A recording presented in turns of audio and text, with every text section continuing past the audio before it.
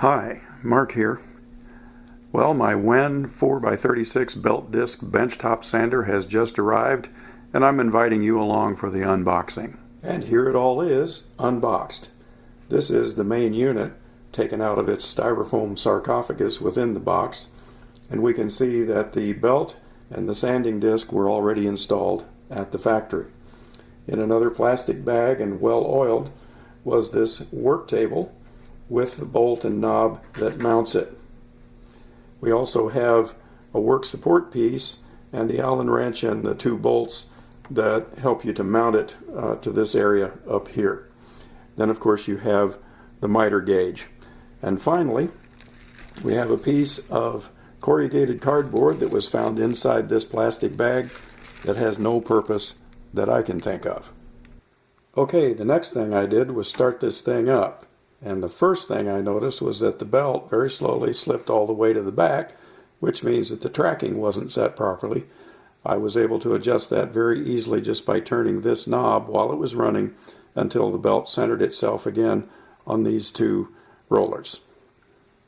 The other thing I noticed is that the machine seems to be relatively vibration free. It's not without vibration, but it isn't bad. Well, as you can see, the next thing I did was mount the work table in front of the disc sander and put the miter gauge on it. And then I mounted the work support up here with the two bolts that go into the back here, using the Allen wrench to tighten them down, keeping this edge just above the sanding belt.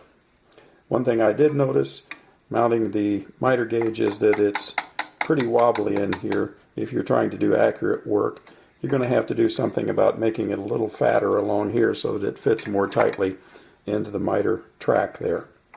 But that's the machine all together in just a few minutes out of the box. And I didn't even have to read the instructions to do it. Okay, some initial observations now that we have this out of the box and set up. I've taken the table off so that you can see a few things here at first. There's a hole at either end of the cast iron frame, one here and one here, so that you can bolt this unit down to a bench. Now there's no slow start on this sander. It gets to speed right away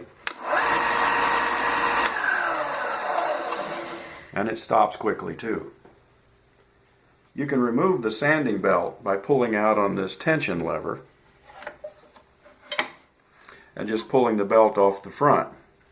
But first you have to loosen the lock bolt back here, lift the arm so that the belt will clear this little stand right here that is a support on the front side for the belt arm.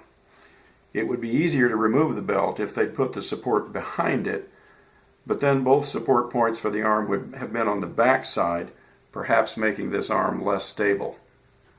The table has a two-point mount that is a pivot pin and a locking bolt, both on the left back corner.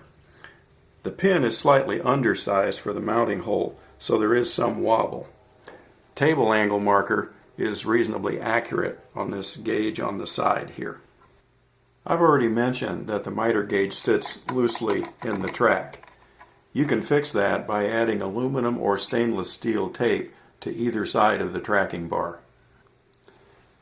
The sanding belt can be operated in two positions, horizontal and vertical. It's locked into place with this clamp bolt using the Allen wrench supplied in the box. There's a 2 1/4 inch dust removal port that my shop vac hose fits into.